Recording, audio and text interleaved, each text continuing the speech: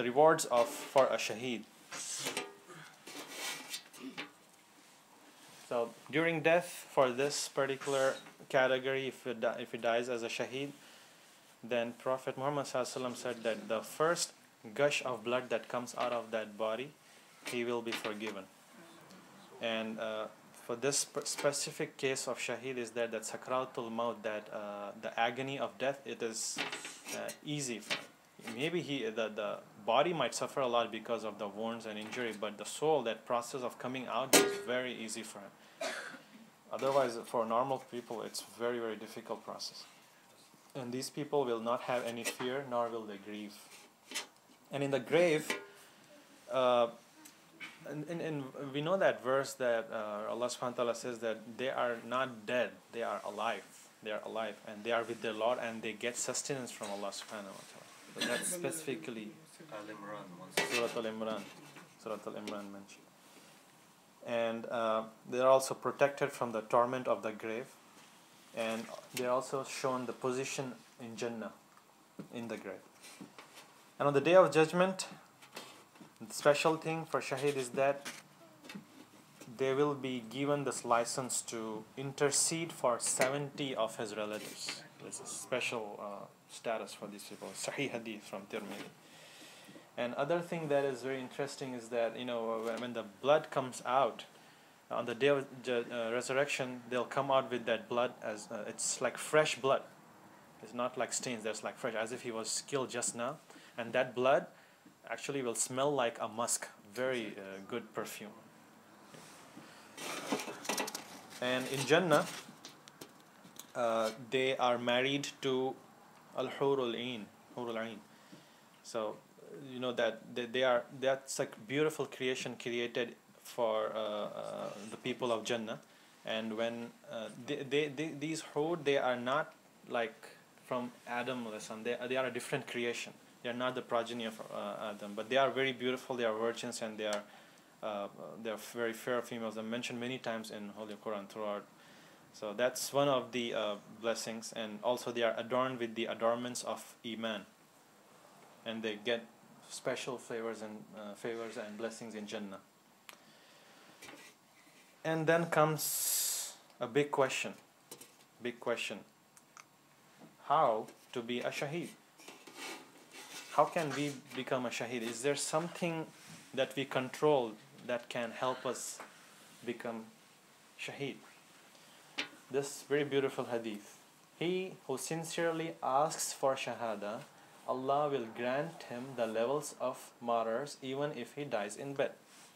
Very important thing, brothers. Have that feeling in your heart. Have that hope. Have that expectation from Allah.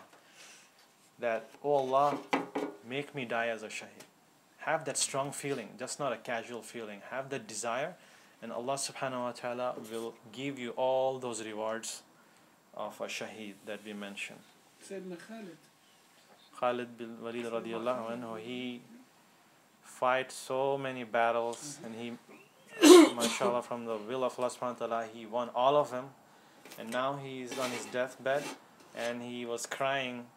Not one single occasion was, I got close to shaheed, but now I'm dying and I'm not shaheed.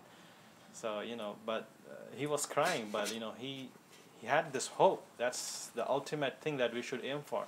That hope. He died, but he is, inshallah, counted among the shaheed.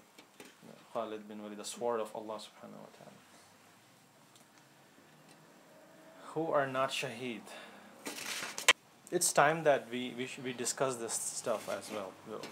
The lot of misunderstandings that happen in our communities and throughout the world, and what's happening throughout the world. People in the name of Islam, they are committing a lot of wrong actions. And we have to speak about it as a masjid, as a community. We need to have a position about it. And people might ask us in our office place, workplace, our children can ask us anytime. We just can't shy away and say, I don't know, ask somebody. No, we got to have a stand. A public media person can ask. If we are going in an aeroplane, the person next to us can ask, what do you think about this terrorism act that happened? What does Islam say about it? So we need to know a few things. And especially for young generation, it's very important that we talk to them about it, because if we don't talk, somebody else will talk to them, and that somebody can be a wrong person, can be a deviant person. So we need to know. So there are some people who say that they are Shaheed, but they are not Shaheed. So few people, they kill innocent civilians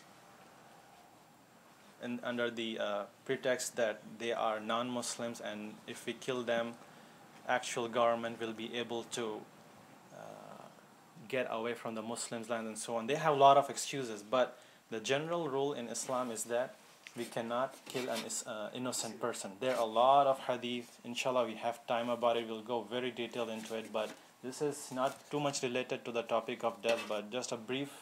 We cannot kill innocent people, period. No way. No way. In battlefield jihad, that's open place for us, but killing, suicide bombing, and all those things, that is not from Islam.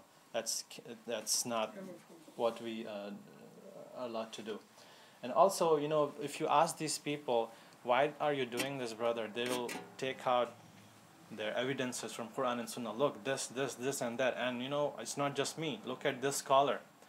I have fatwa from him. They come up with their own proofs. But, there is a saying that little knowledge is dangerous than no knowledge. So if a person takes random hadith and just interprets it himself, he is bound to get deviated if he is not really supported by scholars. But the scholars sometimes he brings is that he can actually, there are a lot of deviant scholars as well. So some people, what happens is that they take isolated opinion and they are not among the majority. So 99.9% of our ulama say something, and this one scholar from out of the blue just takes some odd interpretation. So we follow the methodology and principle of Ahl Sunnah, and we look at the majority opinion, what different scholars say, and we argue, we put forward a lot of Quran evidences and hadith, and then the scholars get together and they say this is right, this is wrong. So that's how we take our religion from the Ahl Sunnah principle, what is right and what is wrong. And so that's one of the reasons why we have halaqah here, to impart the right knowledge, because if we don't, then people can fall in wrong traps and they might do something which is not right and according to Islam. And the number one reason what happens in these issues is that it's the emotion problem that people go through, and they cannot control their emotions. So everything in Islam has a methodology, proper methodology. We need to approach it that way. And obviously this is something, it's very easy to say here, but it happens that many Muslim places, a young person, in front of his eyes, there's random people come in, the military people come in, they kill all his family members, mutilate them, and just kill everybody and leave him alone. And what will this person do?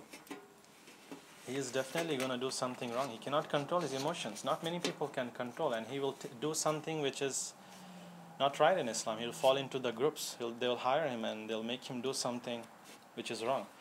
So it is very important that we know how to control our emotions and how to be patient in conditions. It's not that we get oppressed. As we said earlier, if somebody oppresses us, we are supposed to fight back. But there is a methodology for that. And who defines that methodology? The Quran, the Sunnah, and the scholars of Ahl Sunnah. We consult them first. We just don't read a random hadith and go and start giving fatwas. We need to have a backing.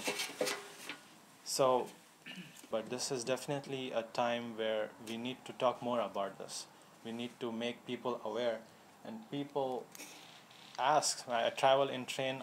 Many people end up asking me, why this, why that, why in Islam? So I need to know some basic stuff. I need to have an answer. I need to have a stand. I shouldn't just say, I don't know, I'm just a very basic Muslim, I just pray and then go. No, we just know a basic principle. Killing innocent people is wrong. Period. That's it.